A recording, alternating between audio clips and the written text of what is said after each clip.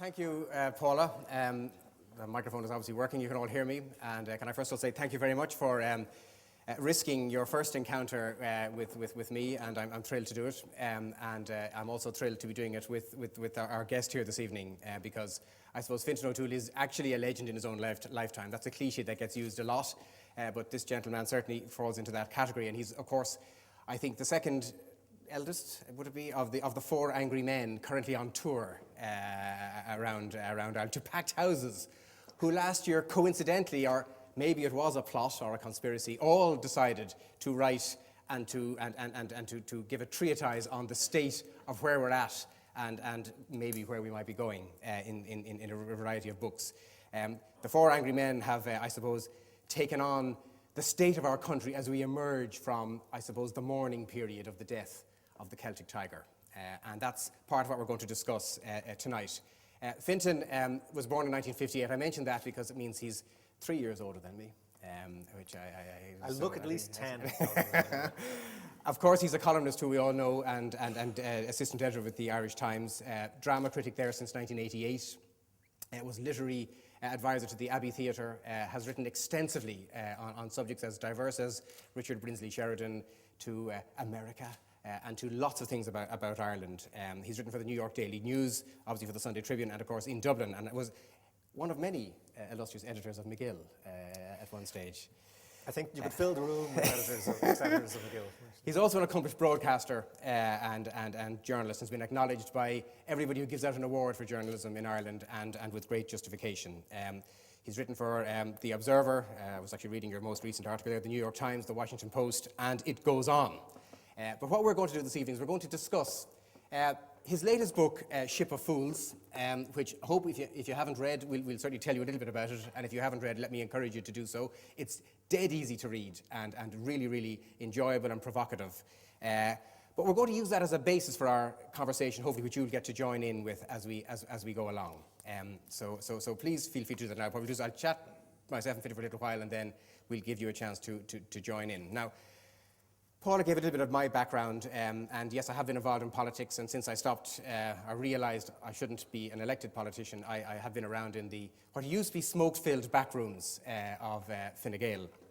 They're now filled with lots of hot air, maybe, but certainly very little smoke nowadays. So I'll bring a little bit of perspective. But I'm a reader of Fintan O'Toole's columns. Sometimes I find myself agreeing with him.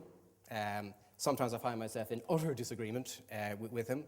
Sometimes he annoys me, actually, but he always expresses himself brilliantly, a master of the language. He writes with an honesty and an integrity and an authenticity, and very often, of course, he writes with great courage and passion. And that, of course, is what has all of you here tonight, and certainly, for me, he's the manifestation of the perfect columnist and reviewer, because he writes with opinion. It's an informed opinion always. It's a point of view. It's a perspective that comes from a place that has this truth and authenticity about it, whether you agree or disagree. So as we begin this, and as I was thinking about this, I actually just created for myself a little bit of a dilemma, because my dad, my father, who will be 80 next month, to whom I owe a great debt for helping build in me and my brother's core values and about humanity and decency, I think, more than anything else. But he has, as all 80-year-olds do, lots of perspective, lots of opinions, a great confidence in his own view.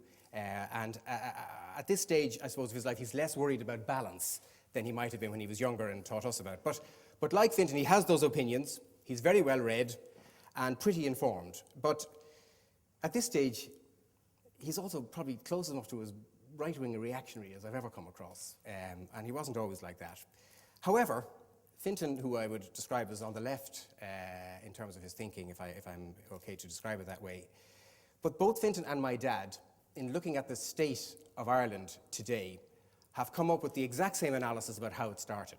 And I think that's a little bit of a dilemma and rather interesting, because both see, and if I've read your book correctly and what you've read elsewhere, Charlie Haughey and his protege Bertie Ahern as actors who between them created an environment that made corruption, low standards in high places, greed and profligacy, and I think worst of all, an acceptability of the abuse of power as central to a kind of a reality of recent Irish history.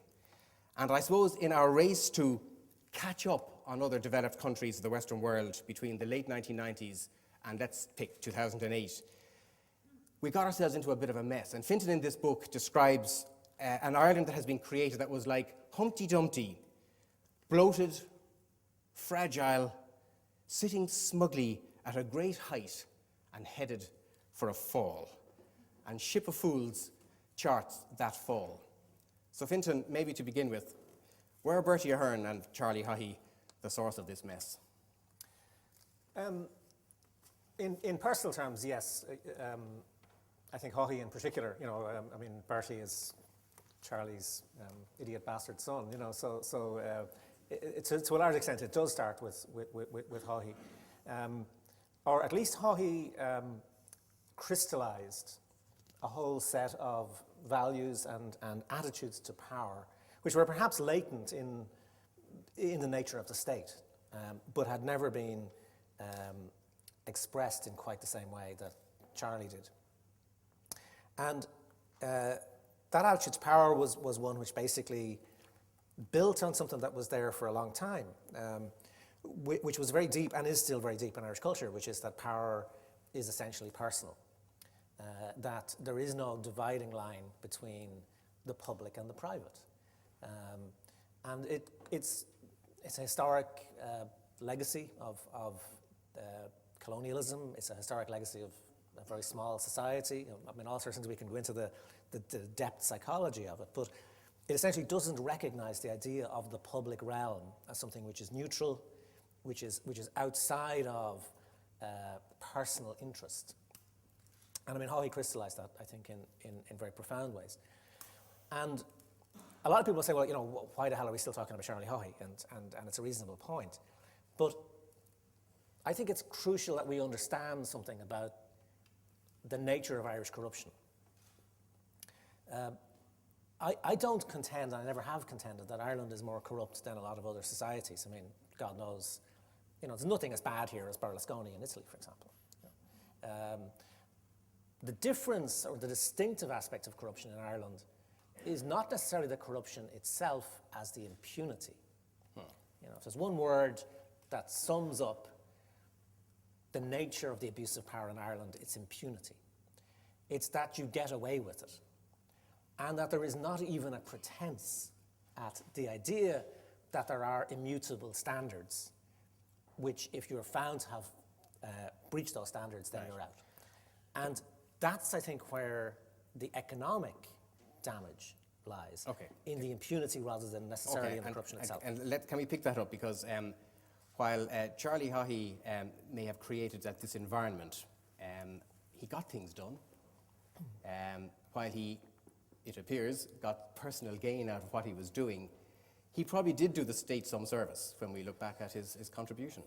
Well, I mean, Karl Marx said everything happens twice, in history. Once, the first time is tragedy, and the second time is farce, and Charlie is tragic and Bertie is farcical, Charlie is tragic because Charlie is one of the most skilled, brilliant politicians this country has ever produced. I mean, Charlie's capacity for governing, for the business of politics, was absolutely extraordinary. And, he fascinated the nation. And, I mean, even his corruption was brilliant, I mean, it took a certain kind of genius to be corrupt in the way that Charlie was corrupt. 99.99% of corrupt politicians hide it. Yes. They understand, oh shit, I better pretend I'm not a multimillionaire if I have no visible means of support. Charlie's genius was, I will show you everything. I will flaunt all this stuff, my islands, my private islands, my yacht, my stud farm, my Georgian mansion, with no rational explanation. I've been in full-time politics since the year after I was born, and I will show you all this sort of stuff, and I will make it a fact. So, even the way he did that was a kind of genius, and he was brilliant. I think the extent to which he got things done is sometimes exaggerated. He was superb at creating an aura around himself. Yes. But I would question to some extent the degree to which he ever made profound changes in Irish politics or in Irish society. I think he was he was focused completely on holding and wielding power. Okay, well, let me just pick up the point about the role he played and the almost regal way in which he operated, because one of the chapters in the book, if you've read it, you talk about the new gentry. Now, it's later on in the book, and I know I'm leaping around, but I just thought there's a little segue here that seems to make sense, because if you take the last 10 years and the years where the Celtic Tiger was at its most vociferous, a new gentry did emerge, and there was the combination of, you talked about the role Bertie Ahern played is somewhat farcical. There was also celebrity and almost pop culture with it, but also was another group of people, because you opened the book with the story of Sean Dunn and his wedding on the Christina O. That new gentry have all but evaporated. One hopes so, yeah. They probably have. But the creation of that new gentry, and, you know, again, it might seem a kind of rhetorical exaggeration to talk about a gentry or an aristocracy. I mean, the word gentry comes from a great story in Brown and O'Hare's Begrudger's Guide to Irish Politics, which I think is a classic in itself. But he talks about at the time when Home Rule was supposed to be coming in around the turn of the century, the early part of the 20th century, a priest in West Cork talking to a blacksmith, and the priest says, it's going to be great, we're going to have Home Rule, we're going to have our own parliament, we're going to have our own government, we're going to have our own legislature, and we're going to have our own gentry. And the blacksmith is kind of listening to him, and as the priest turns to go, the blacksmith just says, kind of under his voice, we will in our arse have our own gentry. But, of course, we got our own gentry, and we got it, I think, particularly out of the Celtic Tiger period. And I think it's not an exaggeration to call it an aristocracy. The classic definition of an aristocracy was you don't pay tax. You know, that's what the French aristocracy particularly was about. It's freedom from taxation. And what we created was a governing class in many ways. And we've been finding out more and more the extent to which the country was governed in their interests, who did not pay tax. I mean, who avoided taxation. Well, first of all, evaded it, and then discovered that actually there was no need to evade it illegally. You could just avoid it, you know. And we're facilitated in doing this to an extraordinary extent. And can I ask you about that? Because you go through that in the book, and you talk about how certain measures were taken, how law was in some cases either interfered with or choreographed to allow some of this this impunity, this avoidance, this getting away with what could otherwise have been something that applied to others of us on the society. Do you think that was done with deliberate intent, or was it often done by just neglect? I think a lot of it was done with deliberate intent. I mean, when you look at the detail, when you look at the sheer extent of it, there was certainly an element of the deliberate demoralization, for example, of the revenue. I always remember during the early 1992, 93, was it 1992? The Beef Tribunal was on in Dublin Castle, and I was covering it for some terrible sin in a previous life. And I was walking across the yard in Dublin Castle, and the Revenue Commissioner's office was there as well, and meeting someone I knew who was a very senior figure in the revenue. And he looked like, I actually thought he just heard that his mother had died or something. He looked really terrible. And I said, well, are you okay? And he said, they're bringing in an amnesty. You know, so we've just got to the point where there's some sort of serious attempt to create. This guy had actually been part of the Commission on Taxation. I mean, a 10-year period of attempting to sort of make taxation a serious business in Ireland with some kind of proper regulation and some sort of transparency about it. And then there was this amnesty. And if you look at the amnesties and the way the amnesties operated, you know, the demoralization of revenue itself, I think, was a very important part of that. And that's the neglect bit of it, I suppose, but it's kind of deliberate neglect. But then a lot of the detail of the actual legislation that was brought in. Yeah, I mean, there was one piece of legislation that was brought in for one individual. You know, there's a piece of legislation which Bertie Ahern brought in as Minister of Finance, which only benefited Ken Rowan, who was a major contributor. I remember that story, but you know, so there's a lot of it is very deliberate. And the point of it, I think, is not just about all the bad things that come from people not paying tax. It's the creation of a sense that there was, and this is where the impunity and the corruption also matter, which is the creation of a sense that there were insiders and outsiders. You know, that there were people who had obligations and there were people who had none. And the economic and social and political consequences of having a governing class that does not see itself as having any obligations are the implications of that, I think, are actually really disastrous. But just so we don't paint the amnesty as a kind of an act of complete lunacy, I suppose there is the effect that when it was introduced, a lot more tax made its way into the coffers thereafter, even though there was a benefit to those to actually be encouraged, shall we say, to reveal the fact that they had earnings over many, many years. Well, we did it twice, of course. So, you had the sort of late 2.5 80s times, amnesty. actually, Yeah. And so, I mean, the problem with it is you can just about get away with doing an amnesty once. If you do it again, it actually becomes, even in those terms, becomes counterproductive, because in a sense, well, if I don't go with this one, there'll be another one along. And like the way we vote, maybe, for European treaties. Precisely, that you get a second bite of the cherry. And remember, with the second amnesty, I mean, what the public were told was, this is it now. If you don't come clean, if you don't declare everything, and you are caught, you are going to jail. We were told that very explicitly.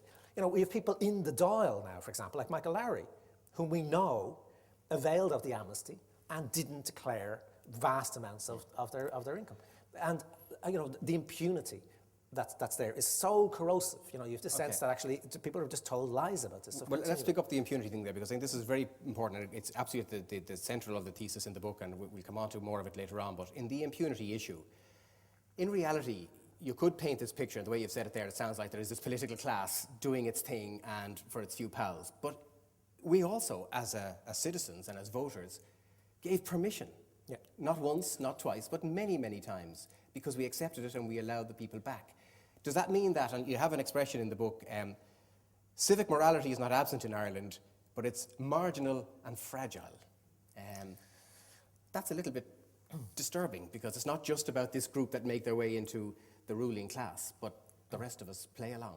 Yeah, you're absolutely right. I mean, we are a democratic society, a very imperfectly democratic society, but we are a democratic society, and in a democratic society, you can't get this kind of corrupt culture without a degree of at least tacit consent, and in some cases active consent. And I do try to explain in the book, try to understand this. What's going on there? Why do we do this? And continue to do it, by the way. It's worth saying that what I found astonishing was that in the last elections, the local elections last year, so after the whole thing has gone wallop, and after, all the crows start coming home to roost, 2 convicted fraudsters were elected in the local government elections last year. Now, it's very hard to be a convicted fraudster in Ireland. Actually, convicted fraudster is almost an oxymoron. But 2 of them, 2 guys who had actually gone to jail for fraud. And in one case, the guy had failed to get elected before he was convicted, and got elected easily after he was convicted. And the other case, he massively increased his vote. So, and does that already say that we get what we deserve? Well, absolutely. The public, as citizens, we have to take responsibility for our refusal to impose any kind of real sanctions on politicians. John O'Donoghue will top the poll in Kerry the next election. Willie O'D will top the poll in East Limerick the next election. We know that. Michael Lowry will top the poll in Tipperary. Now, but this is where I think... But why does that happen? Why does that happen? This is where impunity is a very important aspect of it. You see, people like me, naively, if you'd said to me 10 years ago, 15 years ago, what would happen if Irish people knew about Charlie Haughey, if they really knew, if you got the details, and they knew that Bertie Ahern was on the take, and they knew the way the system operated. And I would have said, the whole system will collapse, and there'll be fundamental change in Ireland. And we had all these these incredibly tortuous processes of revelations and tribunals and all the rest of it. The only thing worse than suspecting in Ireland is knowing, that actually, once we suspected, you could say, well, actually, if only we knew, we would do something about it. It's much worse when you know, and then you say, oh, we still won't do anything about it. Because what you get then is, if you look at it from the perspective of the person who is engaged in these kinds of processes, you lose the fear of revelation. You no longer fear what might happen if you got caught. There's some kind of limitation on people's behavior when they think, oh shit, maybe I might get caught and it might be a problem. The fact is that getting caught makes no difference. And this feeds into the the public's response, actually, which is, if the system imposes no sanctions, if these guys don't go to jail, well, you don't say, well, you know, why are we expected to do anything about it? But also, when anybody is sanctioned, there's then this sense like stroke fahi. I mean, the hint was in the name, you know. You know, it was actually called stroke fahi. Well, you can kind of guess what's going on there. Stroke fahi, the reaction of people in Galway, stroke fahi, was, why was he being sent to jail? It was he only stole a couple of £1,000 from the council to put up a fence around his house. And fellas like Charlie Haughey were getting away with it, you know. So the impunity feeds back into, well, why are you going after him when you're not going after the other guy? And it becomes extraordinarily corrosive, I think, when people see the revelations and see no consequences. And you know, I mean, just some of this is astonishing, you know. Like, we are still now, as the owners of Anglo-Irish Bank, for example, we are still giving money to the Bailey brothers, you know, to finish projects in England. The Bailey brothers, and even though this is being recorded, it's one of the few things you can say legally, perfectly straight, because it's all on the public record. The Bailey brothers were guilty of massive tax evasion. They paid no tax at all from the foundation of their company in the early 1970s, biggest house builders in Ireland. No tax at all from the foundation of the company in the 1970s up to 2004, when they made a settlement of 22 million with the revenue. So massive tax evasion, organised tax evasion. But they did pay their penalty as according to the rules that were agreed and negotiated and ultimately settled. Finally, yes. They were guilty of, not just of perjury, but of conspiracy to perjure themselves. So they gave false evidence to the flood tribunal, and they gave the same false evidence, which the judge found could only have been a result of conspiracy. And they were guilty of bribery. So, you know, three obvious crimes, you know, where you have... But did they not pay their penalty according to the rules? They paid no penalty at all. But they paid the 22.5 whatever million. They eventually paid some taxation. Yeah. But they suffered no legal consequences. They were not prosecuted for any of those things. But was that not part of the deal that was done when they settled? In relation to the tax, it was. In relation to perjury and in relation to bribery, there's no deal. You know? It wasn't pursued? It wasn't pursued because there is this sense of impunity. There is this sense that you don't go after people like that. And not only were they not pursued, but they remained within the circle. So they were still at the Galway tent, the Fianna Fáil tent, the Galway races. People were still making jokes about them. You know, it was summed up for me, just a little thing, which was... Okay, well, why don't we just move on a little bit, because there's a few other things that go on in this book here that take up large chunks of it, that if we get stuck up on this bit, only we'll get to hear none of the rest of it, because if we assume that the developers who became a massive source of economic activity that drove a lot of tax revenue and so on, if you look at the growth of the boom, in the book you chart the factors that fueled the boom, shall we say, and you absolutely disclaim free market orthodoxy, to use the language espoused by the PDs and Charlie McCreevy in particular, because it was, you think they got a bit lucky in the way timing took place, and that in reality this probably could have happened irrespective of what was going on, because other things were going on. You might just tell us that, the way your perspective on that for a few minutes. Well, one of the fundamental problems, it seemed to me, about our understanding of the Celtic Tiger was conceptual, you know, that we actually had a difficulty understanding what had happened to us. And that, in turn, then led to some of the disastrous policies. Because if you don't understand how you've got prosperous, you don't understand how to remain prosperous. And part of what happened to us, actually, was that instead of having a very complex set of factors which created a boom in Ireland, it suddenly was translated into a model. It wasn't, you know, what happened in Ireland, it was the Irish model. And this was largely invented by right-wing think tanks in America, who seized on it. You know, it's an extraordinary thing. I mean, it almost makes you, you know, some sort of Irish pride is still there, you know, weirdly, when you hear an American presidential candidate, as John McCain did in the debates with Obama, citing Ireland, you know, saying, if we were more like Ireland, you know, we would be prosperous in America, you know. I mean, which of us ever thought that was going to happen? But that was the weirdness of the way in which this unfolded, you know, which was that, there was an American view that this was a model. And of course it was a model which proved the efficacy of the Chicago School of Economics, of free market neoliberal orthodoxy, which was you cut taxes and you cut regulation. Low taxes, light regulation equals prosperity. And look what the Irish did. It proves that the Irish were the basket case of Europe, and now they're the rich men of Europe.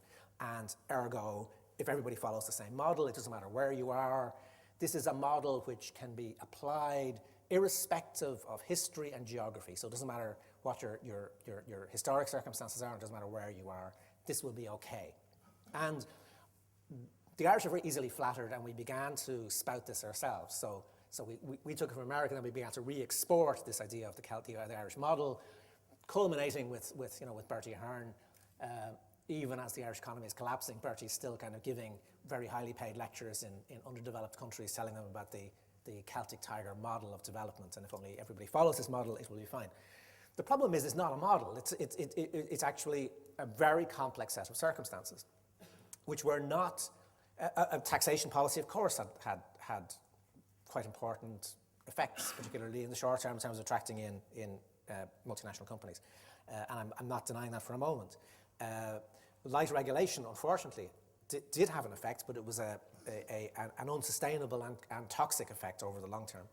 But what created prosperity in Ireland was some of the things that had nothing to do with us. I mean, the longest economic boom in the history of the world, the longest global economic trade boom in the history of the world was in the 1990s. And the United States accumulated vast amounts of capital to be invested. A lot of that capital was invested in Europe, and a lot of it was going to go into English-speaking countries. A place like Ireland, which had relatively low labour costs, which was accessible, which was politically stable, was going to get a lot of that investment one way or the other. But there were also factors like, social partnership, which if you went to an American right-wing institute and proposed a social partnership model for America, they would call it communism. The challenges to conservative Catholic orthodoxy in Ireland had a huge impact in terms of the creation of the Celtic Tiger. One of the things that happened to the Celtic Tiger is the workforce doubles. Part of the reason the workforce doubles is that married women start going to work, or younger women delay marriage and stay in the workforce. There are huge kind of social changes. Feminism is a factor in the creation of the Celtic Tiger. You don't hear that in the Irish model. So there's a whole range of factors, and what we needed to do as a society was to begin to understand what had happened to us, how much of this was to do with sheer dumb luck, how much of it was about simply catching up. Part of what was happening was that we had been so appallingly underdeveloped and weirdly underdeveloped for so long. We were outliers in European terms, in terms of where we should have been economically, and there was a catching up process going on. Part of it was to do, undoubtedly, with the American boom of the 1990s, the IT boom, all of that kind of stuff happening. We needed to be able to sort of understand which of those factors were reproducible, which of them could we continue with, which of them were purely temporary, and therefore we needed to invent other things to continue to drive prosperity, and we didn't do that. And one of the great advantages about being a polemicist, and to be fair to Fintan, you did say in the start of this book that it is a polemic, so it's about bringing in opinion and bringing it forward, and your analysis does come from a perspective, shall we say. So I think you're being a bit harsh, by the way, on the free market economy and the impact of the taxation, for example, and the fact that we were the envy of many other European states because we were attracting foreign direct investment because of our taxation regime, for example. For example, the way we invested in and encouraged education among a workforce that subsequently became a very, very attractive asset. I do write about that quite a lot, actually, about education. But education is state investment. It's not free market, it's state investment. Accepted. And then there are a bunch of entrepreneurs now, some of whom have gone on to do extraordinary things that started during that period because the environment was there. And I suppose one of the brilliant things about Fianna Fáil, having been critical of them a little earlier, was that they were able to do both that conservative orthodoxy from our historical Catholic and so on roots, and be business friendly, albeit losing the head a bit with the developers, and we've gone down that track. But there was a bit of a balancing act here that did actually work quite well too. Well, did it? Let's talk about the entrepreneurial side of things, which to me is crucial. The sustainability in an economy like ours is to do with innovation, is to do with imagination, is to do with courageous risk-taking, is to do with developing new ideas, new products. Given the fact that we had and still have, luckily in Ireland, an extraordinary core of the leading global companies in IT. Let's just take that, for example. The opportunity you get, and we can argue about why they were here or what brought it, but you know, the fact is we have them all here. I mean, given the fact that you've got the world class, the world leaders in this field, in this small country,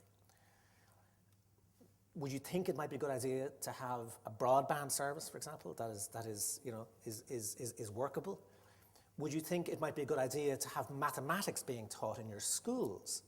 You know, take one example of entrepreneurship. And one of the most brilliant things as a small company is Havok. Yeah. You know, Havok, which came out of Trinity College Dublin, again, a state institution, by the way, which isn't sort of dreamt of in a lot of the philosophy around this, a public state institution, became the world leader in the mathematics that drive computer animation and film animation. Are a global leading company in what they do. Will always be a niche company. It's never going to create 100,000 jobs, you know, but it's a very important kind of world leader here in terms of an exemplar and all of that sort of stuff. I mean, Havok are now saying the next stage of our development is going to have to be in Los Angeles or in Germany, because we can't get people who have the mathematical skills coming out of school.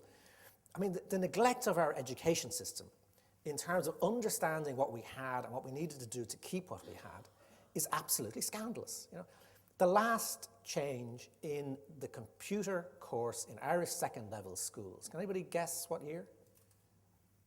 1988. You know, the internet hadn't been invented. You know, I'm just thinking about everything that's happened with IT since 1988. You know, the last laying down of a curriculum for information technology in Ireland was in 1988. You know, what's happening in our schools in relation to IT, in relation to any other Western European country, or even like developing countries like Latvia, Lithuania, you know, whatever, is pathetic. And that is a huge political failure, and it's a failure by government to understand that we needed to be able to engage in these globalizing forces and try to shift them in our own direction. You know, the complex interrelationship between the nation state and globalization is where politics is really at its most important. And that's where there was an incredible failure to even understand that there was a problem. You know, and I don't think you can say in that sense that Fianna Fáil understood what sustainable entrepreneurship or innovation in Ireland was going to mean. Because that would have meant thinking forward. Absolutely, I'm thinking over a 15, 20-year time. Okay, and I want to move on to the moving forward bit now in a second, but can I just pick you up on light touch regulation? You mentioned that, because it was something that, without a shadow of doubt, was attractive to some people who came into the country and invested here and created employment here, but it also was something that created probably the source of the banking crisis we've now had, on top of the financial crisis that happened worldwide. You talk about that impunity issue.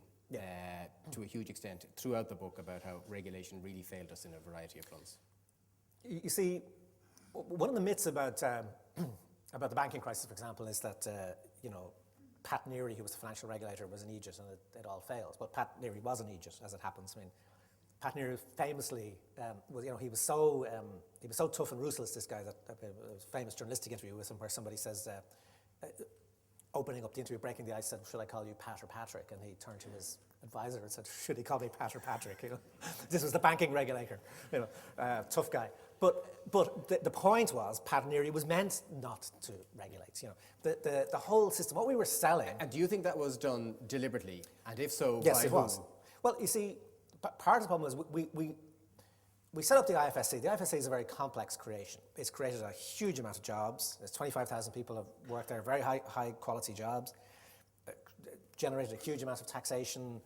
You know, has brought in an enormous amount of benefits. A good thing. Absolutely, 25,000 jobs in this country is a good thing. Absolutely. However, we sold a lot of those jobs, unfortunately, on the basis of you can come here and there will be no regulation at all, effectively.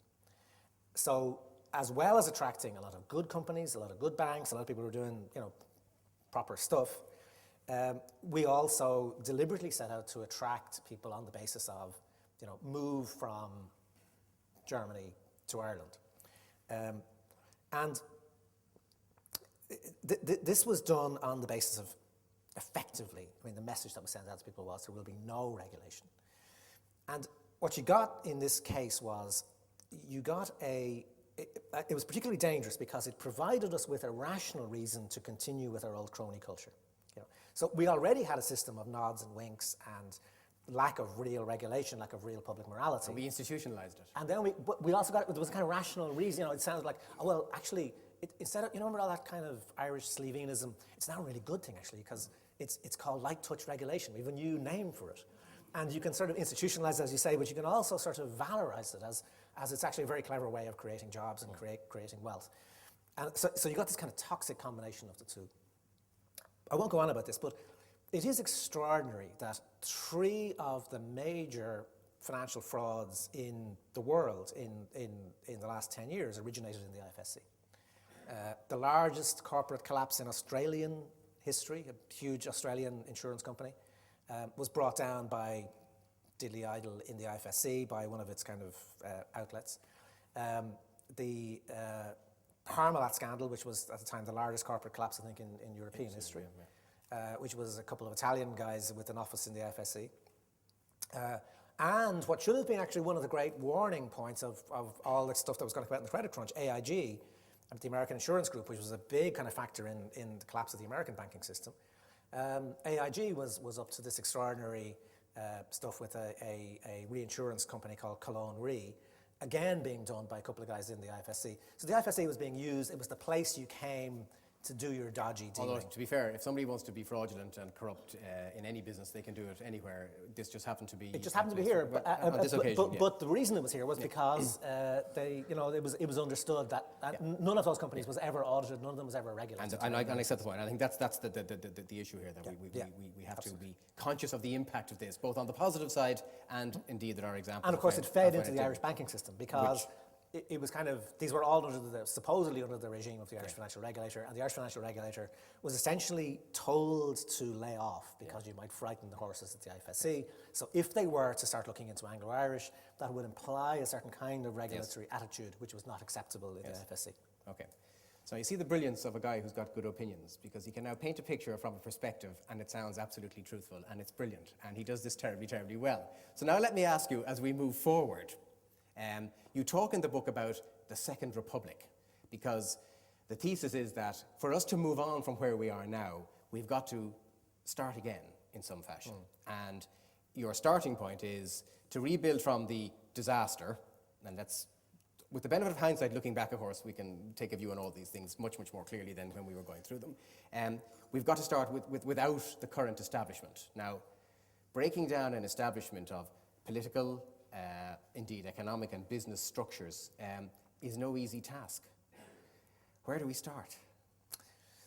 Well, we might start with, there's a famous, maybe apocryphal statement of Mahatma Gandhi, you know, when he was asked what he thought of British civilization, and he said it would be a good idea, you know, and one is tempted to say the same thing about the Irish Republic, you know, it would be a good idea. It's kind of weird and interesting that we regard ourselves as a republic. Nowhere in the Irish Constitution, for example, is the word republic ever used. So we've this kind of half-baked republic or half-baked republican notion of ourselves, which has never actually been actualized. So maybe a good place to start is with maybe a republic would be a good idea, you know, because a republic has, to me at least, has a couple of salient features. One is equality. You know, the basic principle of republicanism is equality. Is the idea that citizens are equal, regardless of their race, creed, colour, class, anything else, gender. Do you think we have an unequal society? We have a fundamentally unequal society, I think, and a structurally unequal society, to the extent that, you know, it remained an unequal society during the period of its greatest prosperity, you know,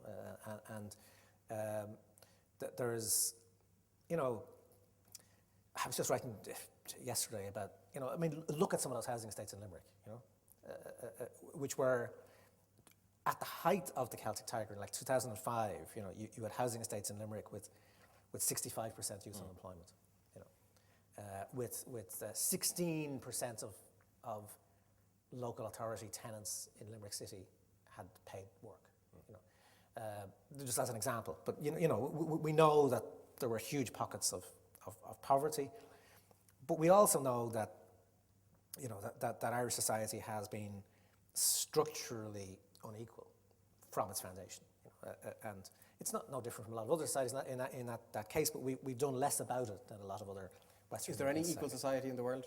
There's no equal society, but there are certainly much more equal societies, and it's interesting that. Where's your best ideal or role? Well, I'm sorry, it's very boring, and it's the kind of classic thing people say. But we do know that the sort of Nordic models work both in terms of producing greater equality, and in terms of creating greater economic innovation. The real trick that sort of free market orthodoxy plays is to tell us that there's a trade-off between innovation and economic success on the one side and equality on the other side. This was made very explicit during the Celtic Tiger years, and Michael McDowell, whom I have a lot of time for because he says the things that other people didn't say, said, look, you accept inequality as the price for prosperity.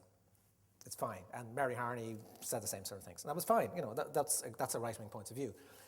The problem with that point of view is that the Nordic societies, and even societies like Japan, for example, which are vastly more equal than ours, have been able to combine equality with economic vibrancy.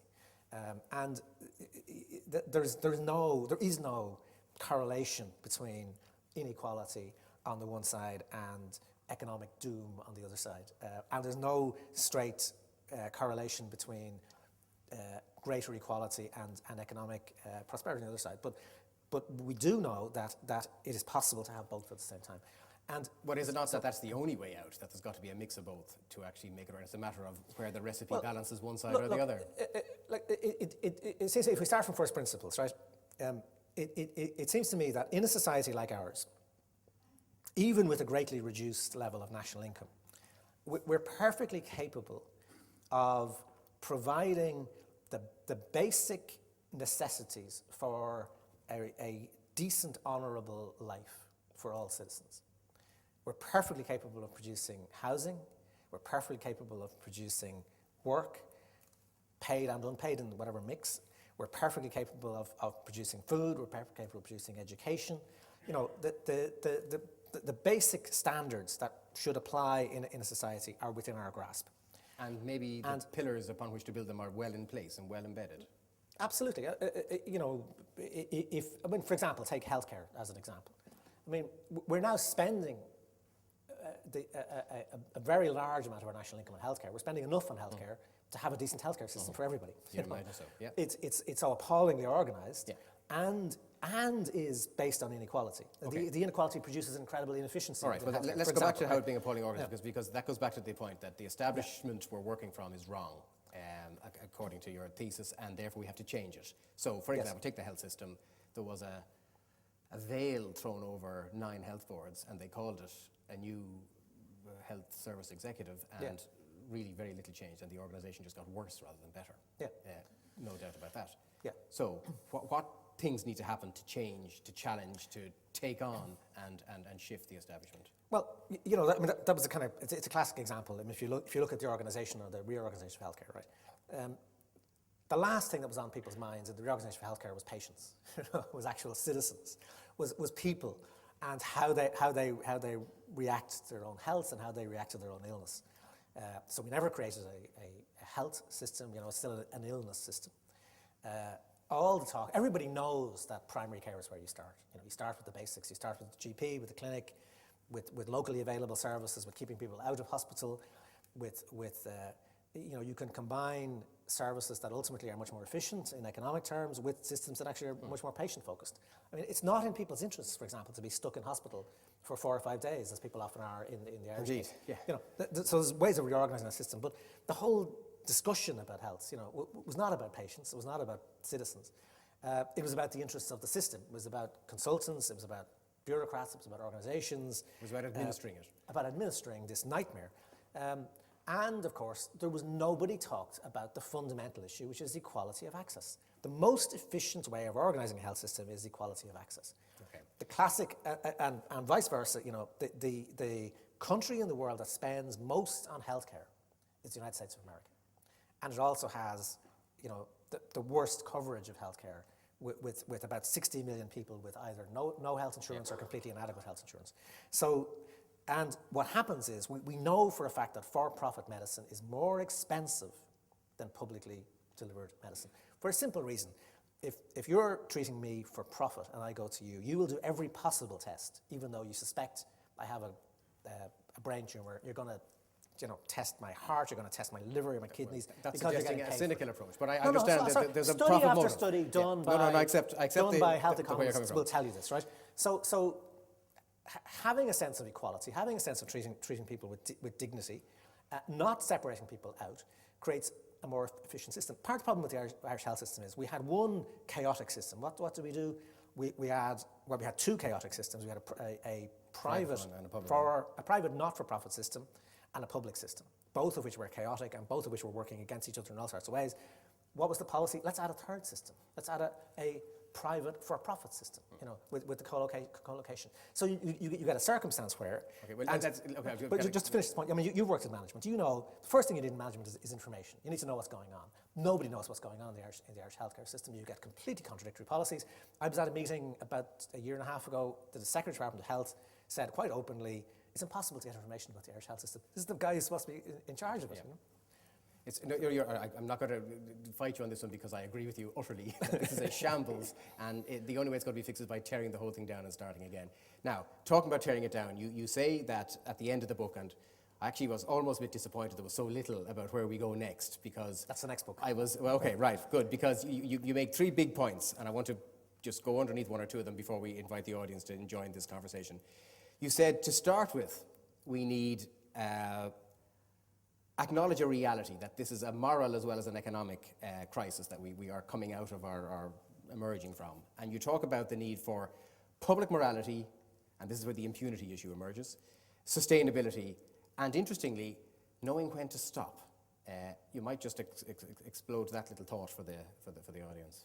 Well, I think first of all, we have to accept that although the Irish crisis is very specific, and the reason it's worse than most other places is to do with us rather than to do with the world. Of course, it's also part of a global crisis and a global crisis of capitalism. And it seems to me that one of the ways in which we have to think our way out of this is also part of trying to rethink central values. What are the values of society?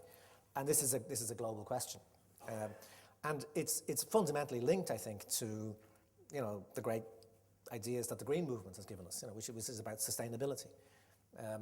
Sustainability implies a word that we forgot how to use during the years of the boom, which is enough.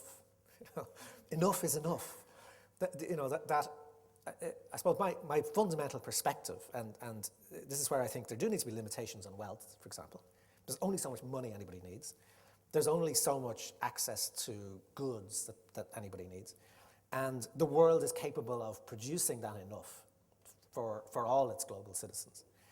But this is, and we haven't thought our way through this, this is actually in tension with the way capitalism has worked, which is more. More is the central concept of capitalism, is you need more stuff. And well, not for itself. Often more stuff so that you can employ people, so that you can pay people more, so that you can offer more services. Absolutely. It's based on the idea of endless growth. And endless growth is a contradiction in terms on a finite planet, right? So we have to find a way of balancing the need for innovation, for change, for new jobs, new products. Which could mean a bit of regulation. Well, it certainly means a fundamental way of rethinking what our values are. And it needs, as part of that, and this is why I think, getting rid of this idea of impunity, getting rid of the lack of public morality, actually presents us in Ireland with a really interesting opportunity. Just as we've been one of the worst consequences of the global boom, we also actually could be some of the innovators in terms of thinking our way out of it, because we have to. And we're also in a very interesting position here. Our moral system, or the way in which our moral system was constructed, has pretty much collapsed. For the vast majority of the population of the Republic, morality was outsourced to the Catholic Church. And the Catholic Church, you don't need me to tell you, is in a bit of bother. So our notions of morality, of where we get morality from, the way in which we create it, And I'm talking about the institutional church here, by the way, not about faith. Core which is Christianity. often, yeah, no, Christianity, absolutely. I Christian mean, values. which is of course organised around values, but our notion of how those values get translated into moral terms has often been outsourced to the institutional church, and we can't do that anymore. So we're in a position, for all sorts of reasons as a society, where we have to identify what our core values are. And that's a political process. It's actually a public process whereby we need to decide whether it is possible in Ireland to deliver in a sustainable way what I've been talking about, which is a sort of core minimum of basic decency to every citizen, and have that as our core value, and then build everything else around that. It seems to me that in the delivery of public services, it is actually quite possible for us to do that, but we're not going to do it unless we articulate it in very sharp terms as a set of aims and as a set of policy And objectives. that requires a political leadership to do that. Yes, it does, yeah. Or society to create leaders to do Yeah. that. Yeah. And our political system, it would seem to me, because certainly I'm, as I say, late 40s now, I cannot remember, maybe with the possible exception of Garrett Fitzgerald's time, anybody giving me anything that I could sign up to at a value level. Yeah. Is the system the problem, or is it the people who stand for election? Well, I think they're sort of functions of each other, aren't they? If the more people lose faith in the system, the more difficult it is to get people to engage with that system. Cynicism is very, very corrosive, and God knows one of the things we've got plenty of in this country is Including cynicism. yourself from time to time. Well, no, I'm not cynical, and Okay. and I think there's a core distinction to be made, which we often forget. People tend to use two words as being interchangeable, which is skepticism and cynicism.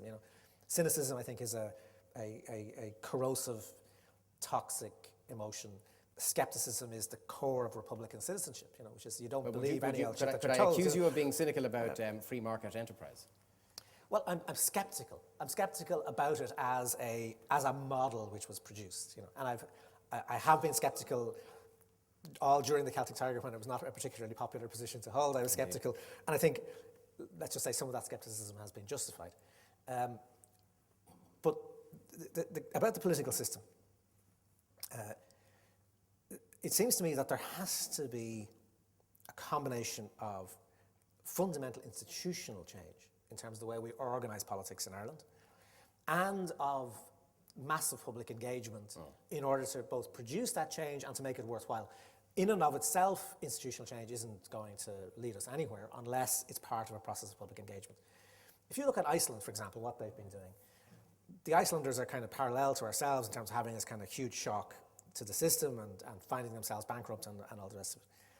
The Icelanders got out on the streets, stood in front of their parliament building, banged pots and pans, lit candles, forced the government out, had an election, changed course, and are now engaged in continual processes of public meetings, public engagement, people talking about where Iceland needs to go, what its core values should be. There's an organic public process in terms of people engaging in the political system. Now you could say Iceland's very small, but Ireland's very small as well, relatively speaking. We could do this. You look at Ireland and there's been a complete lack of public engagement. I mean, take NAMA, for example. Every opinion poll, certainly, and anecdotally, would suggest that the vast majority of the Irish population is opposed to NAMA. Yet there has been no real engagement in that issue, and we're now at the point where NAMA is probably going to be copper fastened over the next couple of months, and is going to become a fait accompli about which we can't do anything for at least 10 years. So it will actually shape a lot of our future for the next 10 years. The lack of public engagement around issues like that, I think, is very much illustrates the problem. So, in terms of institutional reform, look, we all know that our parliamentary system doesn't function as a parliamentary system. It's the most supine parliament, I think, in the Western democratic world. The chances of a government being defeated on a motion in parliament are almost none, zero, yes. Unless the guys are in the bar and have forgotten to come out for the vote. But in terms of actually serious oppositional relationship, which should be there, the checks and balances don't exist. The whole system is based on checks and balances. The Parliament acts as a check on the executive. That doesn't function. The local government doesn't function. And because local government doesn't function, what you get is local government pushed up the scale. So we actually don't have national politics. We have kind of inflated local politics. And we had an example of that only in the last 48 hours, where an issue of local supporting a vote giver forced a guy in office to step away. And you know, the Trevor Sargent thing is really depressing, because Trevor Sargent is a good guy. You know, Trevor Sargent is a decent human being.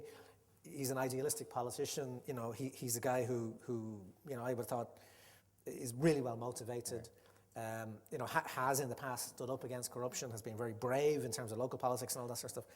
And if a guy like that ends up not knowing what he's doing, when on official government note paper, by the way, this was, you know, it's shocking. Like that, this Department of Agriculture note paper is writing to a policeman saying, "Would you make sure that this guy doesn't get a summons?" You know, now if that's happening to someone like Trevor Sargent, who, and I think in the way he resigned showed that his instincts are still quite good. You know, he actually, what was it in Macbeth? Is that line about you know, nothing in his life became him so well as the leaving of us? You know, you know, if it's happening something like that, then it shows that, you know, there is a toxic culture there, and you know, well, there's no point in me sending more idealistic people in there if they're going to get caught up in the system.